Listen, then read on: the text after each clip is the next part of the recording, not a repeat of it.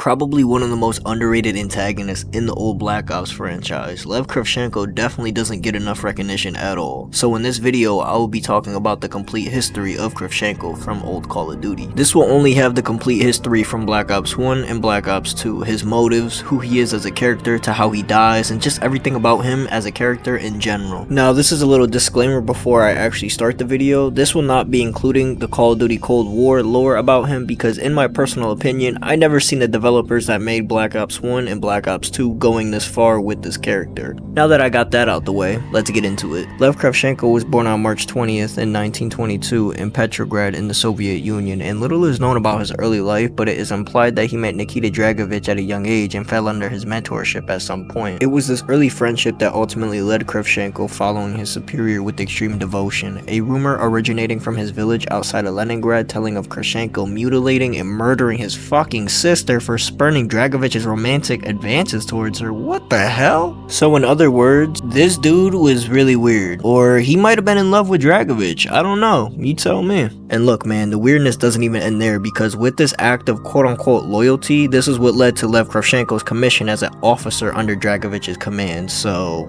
do with that what you will. Kravchenko's actions during the course of World War II are largely unknown, but it could be assumed that he remained under Dragovich's command during the course of the conflict. This would imply that he also was present during the conflict in Stalingrad at the same time as his mentor, hinting to possible involvement in denying reinforcements to Viktor Reznov and his men during the battle at the Red Square. At the end of World War II, Dragovich was in charge of interrogating German POWs for information about their war effort. It was from these exploits that he learned of the chemical weapon Nova 6, and the cargo ship transporting it was trapped in the Arctic ice. Seizing the opportunity to claim Nova 6 for the Soviet Union and advance their own power, Kravchenko and Dragovich led the operation to obtain the chemical weapon from the Nazi remnants with the assistance of Friedrich Steiner, the creator of Nova 6, who willingly defected to the Soviets.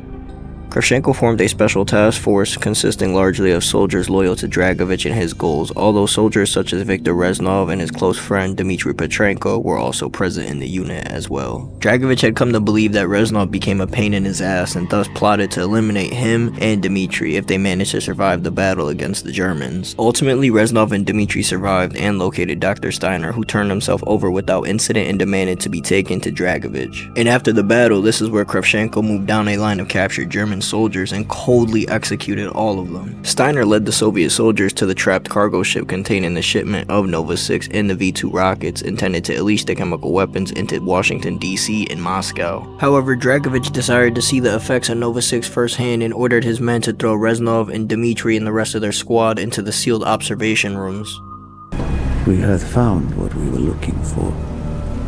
Nova 6. The German weapon of mass destruction now belonged to Mother Russia.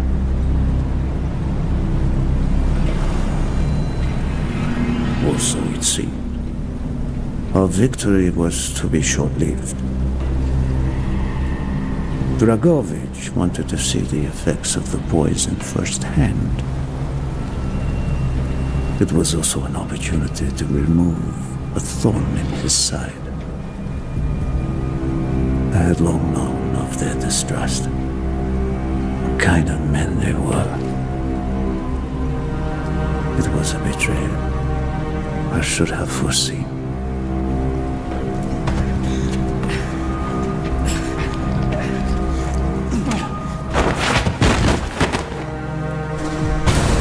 Dmitry Petrenko was a hero. He deserved a hero's death. Instead of giving his life for the glory of the motherland, he died for nothing, like an animal.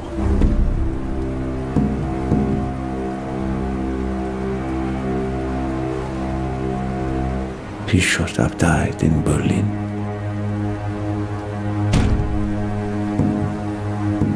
As I watched my closest friend die. Despite the outcome of the battle, the V2 rockets exploded and sunk the ship into the Arctic Ocean below, taking the Nova 6 shipment with it. In the years to come from 1945 to the 1960s, Kravchenko climbed the ranks of the Soviet military and ultimately obtained the rank of colonel. He assisted Dragovich in his plan to end the Cold War between the Soviet Union and America by utilizing Nova 6 as their trump card, with Dr. Steiner having worked closely with Soviet scientists to develop a more efficient and modernized strand of the long-lost German German chemical weapon, Nova 6. As part of their plan, Kravchenko oversaw the brainwashing of several sleeper agents who were taken to Vorkuta for this specific purpose.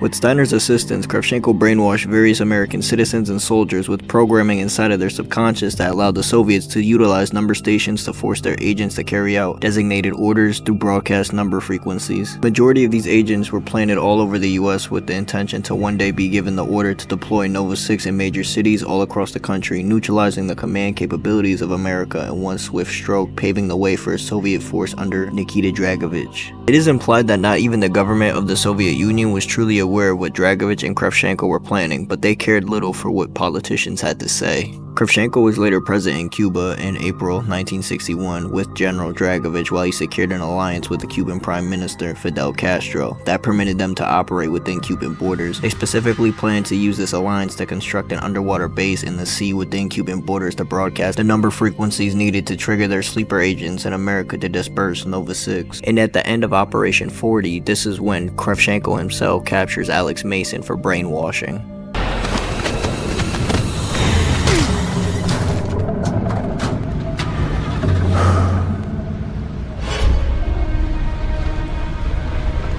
Dead. We killed you. No. You killed a double. You think we didn't know of your plan? We always know. Do with him what you wish, General. He's my gift to you, in honor of our new relationship.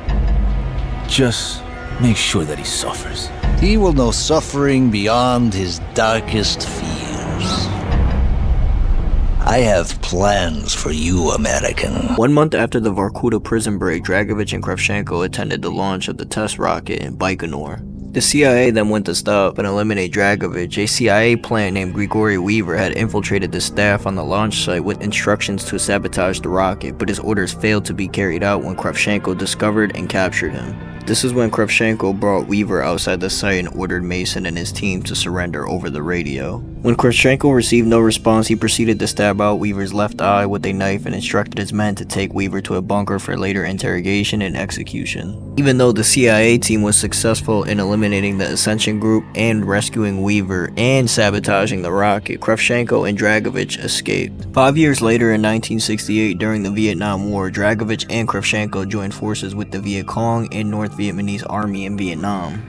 Dragovich instructed Kravchenko to oversee operations conducted in the area, as well as field testing Nova 6 compounds, which he kept on audio logs within his underground research site in the Viet Cong tunnel system. He conducted several operations in Vietnam, Laos, and Cambodia, testing Nova 6 on Vietnamese locals, American soldiers, and even his own men at times. And while investigating a crashed Soviet cargo plane carrying a Nova 6 shipment, Kravchenko personally arrived with Dragovich to claim the SOG operatives, taking them underground in a Viet Cong prison camp where they were just held for over a week. While Bowman died in their captivity, Woods and Mason staged a daring escape with the goal to track down and kill Kravchenko for revenge. This is when Mason and Woods stole a hind and used the maps within the chopper to track down Kravchenko's compound he was set up in. As Woods and Mason got to his base, Kravchenko watched through the bulletproof observation window from his office while the SOG operatives tore through his men. When Mason and Woods finally get up to Kravchenko, a fight ensues and somehow Kravchenko beats the shit out of both of them before the typical villain talks too much cliche before Woods comes behind him and stabs him, resulting in Kravchenko attempting to blow himself up with Woods and Mason.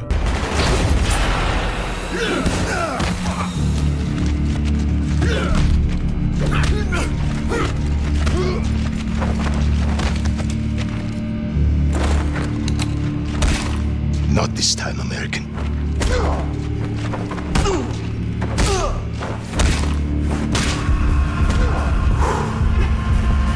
You again.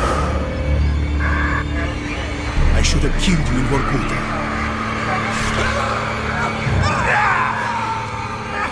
Got you now, you son of a bitch. You die with me. What?